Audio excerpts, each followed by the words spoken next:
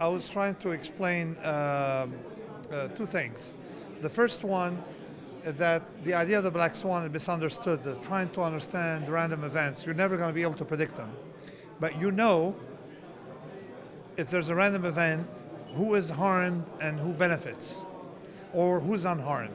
So you can classify things in three categories. Category of things that are fragile. They don't like shocks, randomness, variability, these class of things.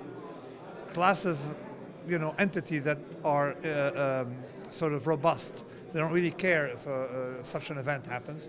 And the third category, that of companies or structure that tend to, on balance, have more profits from these events than losses. Small losses, big profits. Real estate, interestingly, is both.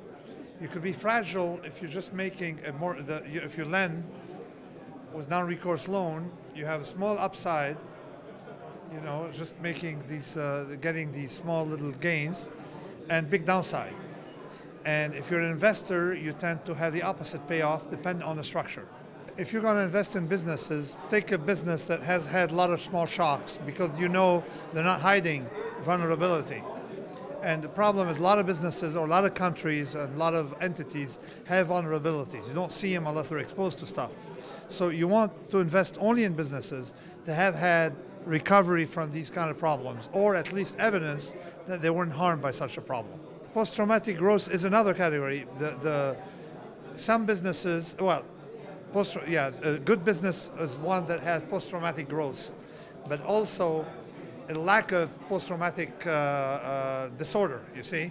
So already lack of post-traumatic disorder is a good thing, but post-traumatic growth is a very good thing. So a lot of countries have benefited from shocks, a lot of systems, and the economy needs these things, otherwise it doesn't grow. Countries like Italy, they have a lot of political variability, or Switzerland, they have micro variability all the time. These countries are very stable. But people think they're unstable because they have variability. But you take Syria, when I wrote The Black Swan, had no variability and then collapsed. So the same will happen in Saudi Arabia. And even worse, because they're repressing every variability, so they're not trained to deal with shocks. And a forest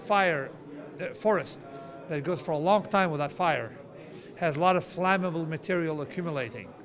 So it's just like an economy without downturn, has a lot of weak companies, and these accumulate over time and it becomes vulnerable. What happened is that take Germany, take Switzerland, I don't know about Austria. These are countries that value a lot trial and error because they put people through apprenticeship. So the university model, they have respect for universities, but that's not where the action is. It happens on a job with trial and error. Same with Italy.